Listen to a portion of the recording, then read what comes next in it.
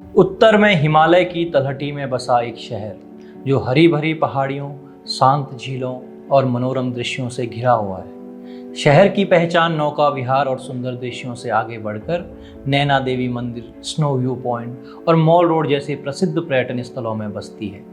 लेकिन ये शहर आज चर्चा में है एक मुसलमान व्यक्ति उस्मान द्वारा किए गए घिनौने कृत्य को लेकर। वहीं नैनीताल से ही महज 100 किलोमीटर की दूरी पर दूसरा शहर है खटीमा, जहां मुश्ताक नाम के व्यक्ति ने पूजा से लंबे समय तक प्रेम प्रसंग चलाने के बाद उसकी गला रेत कर हत्या कर दी। उसकी इस कदर निर्मम हत्या की गई कि शव को पहचानना ही मुश्किल हो गया।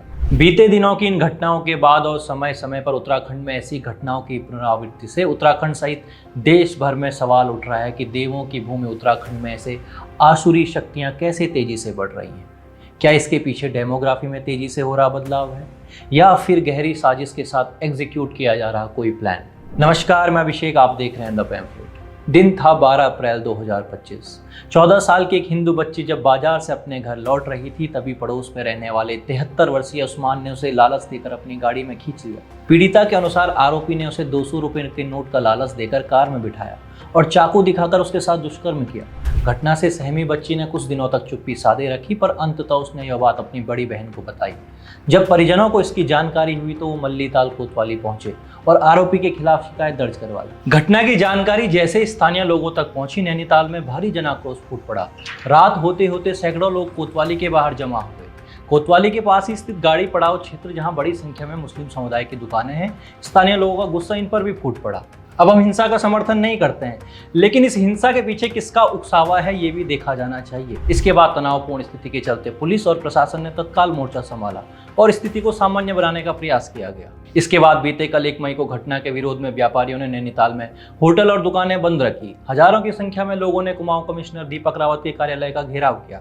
आरोपी को पुलिस ने गिरफ्तार कर मेडिकल कराए जाने के बाद जेल भेज दिया है। वहीं सोशल मीडिया पर आरोपी की एक तस्वीर भी वायरल हुई है, जिसमें उस्मान नैनीताल की जामा मस्जिद के बाहर खड़ा है। इसके बाद सोशल मीडिया पर नैनीताल की जामा मस्जिद को लेकर भी बहस छिड़ गई है, क्योंकि नैनीताल के ठीक मध्य में आलीशान मस्जिद के निर्माण को लेकर समय समय पर सवाल उठता रहा है। उत्तराखंड जनसंख्या विश्लेषण समिति के अध्यक्ष दिनेश मानसेरा अपने लेख में बताते हैं कि इस मस्जिद के भू संबंधी दस्तावेज और जानकारी सरकारी दफ्तरों से गायब हो गए। उत्तराखंड में हुई एक दूसरी घटना खटीमा उधम सिंह नगर से है, जहां सितारगंज में पंचल लगाने वाले मुश्ताक से पूजा का प्रेम प्रसंग 2 साल तक चलता है और 2 साल तक अपनी आर्थिक व अन्य जरूरतों को पूरा करने के बाद मुश्ताक ने चुपके से घर आकर दूसरी युवती से निकाह कर दिया। जब पूजा ने इसका विरोध किया तो मुश्ताक ने उसका गला रेत कर हत्या कर दी। दोस्तों, ये तो उत्तराखंड में हाल में हुई घटनाओं की एक बात है, लेकिन उत्तराखंड में एक पैटर्न बन चुका है। उत्तराखंड में कुल 13 जिले हैं।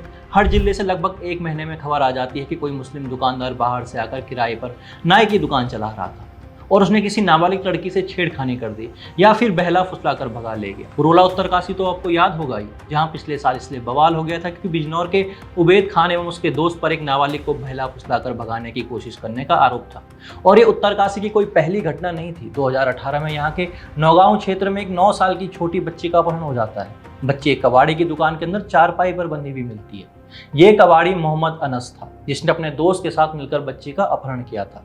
देहरादून के चक्राता, विकास नगर, कालसी, इन क्षेत्रों में पिछले 1 साल में ऐसे कई मामले आ चुके हैं। गढ़वाल का एक जिला है चमोली, भगवान बद्री विशाल की भूमि है। अक्टूबर माह की घटना है जब यहीं के छोटे कस्बे थराली में मुस्लिम नाई ने हिंदू नाबालिग लड़की के साथ बलात्कार कर दिया था। इसी कस्बे के पास में एक जगह है नंदा नगर, यहाँ भी एक मुस्लिम नाई ने नाबालिग लड़की के साथ छेड़छाड़ कर फरार हो गया था। नैनीताल, अल्मोड़ा, रुद्रप्रयाग, टिहरी, पौड़ी, गढ़वाल, हर एक जिले से ऐसी घटनाएं मिल जाएंगी और इन घटनाओं के विरोध में उत्तराखंड के लोग सड़कों पर विरोध कर रहे हैं, अपनी बहन बेटियों की सुरक्षा के खातिर कदम उठा रहे हैं। लेकिन जब ऐसे कदम उठाए जाते हैं तब उत्तराखंड और यहाँ से बाहर बैठे कुछ लोगों के पेट में मिर्ची लग जाती है और वे इसे हिंदू बनाम मुसलमान का रूप देते हैं। और फिर इन विरोध प्रदर्शनों के जवाब में उधर से स्वयं वो मुस्लिम नेता असदुद्दीन ओवैसी और कभी fake news peddler Zubair tweet कर रहे होते हैं। दरअसल ये समस्या तब शुरू हुई जब राज्य के बाहर से मुस्लिम दुकानदार, मजदूर पहाड़ों में लाए गए और उन्हें बसाना शुरू किया गया।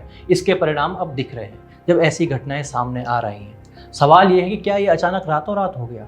उत्तराखंड की डेमोग्राफी में एक बड़ा बदलाव आया है।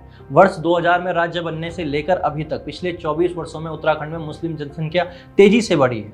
हरिद्वार, उधम सिंह नगर, देहरादून व नैनीताल जैसे मैदानी जिलों में तेजी से डेमोग्राफी बदलाव स्पष्ट देखे जा सकते हैं। बहुप्रतीक्षित जनगणना भी शुरू होनी बाकी है और आप अंदाजा लगाएं कि हरिद्वार जिले में वर्ष 2011 की जनगणना में मुस्लिम आबादी 33% थी, तो आज 13 वर्ष बाद क्या आंकड़ा होगा? यहाँ हिंदू अल्पसंख्यक हो जाएगा। सिर्फ मैदान ही नहीं, पहाड़ में भी यही पैटर्न दिख रहा है।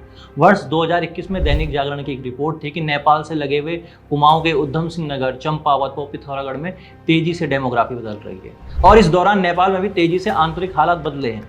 इस सबके बीच सुरक्षा एजेंसियों ने भी कुमाऊं के तीनों जिलों को संवेदनशील बताते हुए गृह मंत्रालय को रिपोर्ट भेजी थी। अब इस बीच आर्थिक संसाधनों पर भी एक समुदाय विशेष का कब्जा बढ़ता जा रहा है। उत्तराखंड के पहाड़ी जिलों में समुदाय विशेष के व्यापारियों की संख्या अच्छी खासी है। बड़े कस्बों में furniture, carpenter, salon, cosmetic shop, meat shop, mechanic को मुख्य व्यवसाय बना चुके हैं। वहीं चूंकि पर्वतीय जिलों में फल एवं सब्जी की आपूर्ति उत्तर प्रदेश के मुस्लिम बहुल जिलों से की जाती है, इसलिए ये समुदाय पर्वतीय जिलों में मुख्य रूप से सब्जी एवं फल विक्रेता के तौर पर स्थापित हो चुके हैं। दोस्तों, उत्तराखंड में 4 धामों सहित यहाँ कहीं प्राचीन मंदिर एवं तपस्थली है। रोजगार एवं पर्यटन के लिए कई मुस्लिम 4 धामों में पहुंच रहे हैं। हम किसी के खान पान को सीमित नहीं कर सकते, लेकिन प्रशासन की ओर से गो हत्या पर रोक लगाने के बावजूद देश में कई बार बीफ खाने के मामले आपने देखे ही हैं। ऐसे में 4 धाम यात्रा के पड़ाव में समुदाय विशेष की उपस्थिति से यहाँ की पवित्रता नष्ट हो सकती है। अब समय आ गया है कि उत्तराखंड के प्रतिनिधियों को दलगत राजनीति से परे हटकर इस समस्या पर गंभीरता से विचार कर समाधान निकालना चाहिए।